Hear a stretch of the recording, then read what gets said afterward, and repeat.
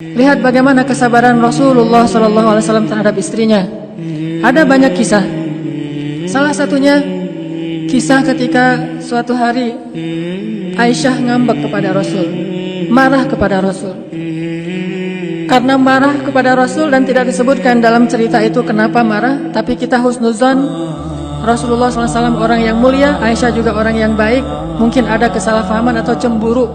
Akhirnya Aisyah marah kepada Rasul. Saking marahnya Aisyah minta untuk diizinkan pulang ke rumah ayahnya, ke rumah Abu Bakar As-Siddiq.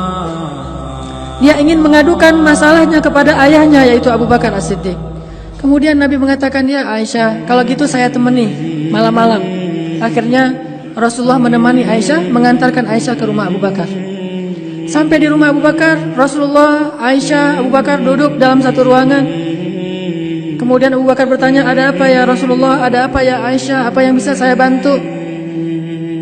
Aisyah dan Rasulullah diam. Kemudian Rasulullah bertanya kepada Aisyah, ya Aisyah, boleh saya ngomong lebih dulu? Bayangin seorang Rasul, seorang teladan umat ini, sebaik-baik manusia, bahkan pemimpinnya para anbiya dan rasul, bertanya kepada istrinya, ya Aisyah, bolehkah saya ngomong lebih dulu? Bagaimana Rasulullah memuliakan istrinya? Lalu siapa kita yang merasa lebih mulia daripada Rasulullah untuk malu bertanya hal yang sama kepada istri kita? Apakah dengan melakukan itu kita akan menjadi rendah? Sesungguhnya tidaklah seseorang merendahkan dirinya karena Allah, kecuali Allah akan meninggikan derajatnya. Rasulullah bertanya, ya Aisyah, boleh saya ngomong lebih dulu? Lalu Aisyah mengatakan, boleh, dengan syarat jangan katakan kecuali kebenaran. Kata Aisyah, boleh dengan syarat jangan katakan kecuali kebenaran. Siapa Rasulullah? Siapa orang yang dia katakan itu? Rasulullah, yang tidak pernah berkata kecuali kebenaran.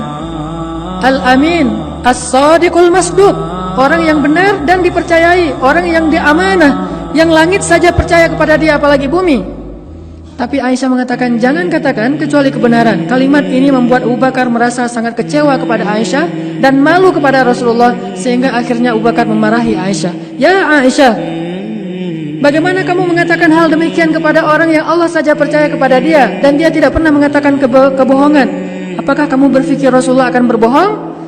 Ketika Abu Bakar marah dan ingin memukul Aisyah, tiba-tiba Rasulullah menahan Abu Bakar dan melindungi Aisyah di belakang tubuh beliau.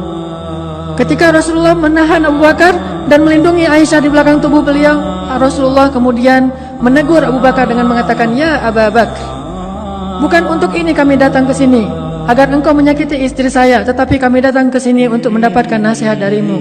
Kemudian Rasulullah menoleh ke belakang sambil tersenyum ke arah Aisyah dan mengatakan, ya Aisyah, lihat bagaimana aku membela kamu. Ini kesabaran Rasulullah SAW. Diperlakukan dengan kata-kata yang mungkin bagi seseorang yang merasa dirinya soleh, ahli ibadah, banyak tanggungan, seorang pemimpin, merasa dirinya mulia, ketika istrinya mengatakan hal demikian di depan orang lain dia akan tersinggung. Tapi Rasulullah malah membela Aisyah, lalu tersenyum kepada Aisyah sambil mengatakan, lihat Aisyah, bagaimana aku membela kamu. Kemudian mereka kembali ke rumahnya dalam keadaan damai.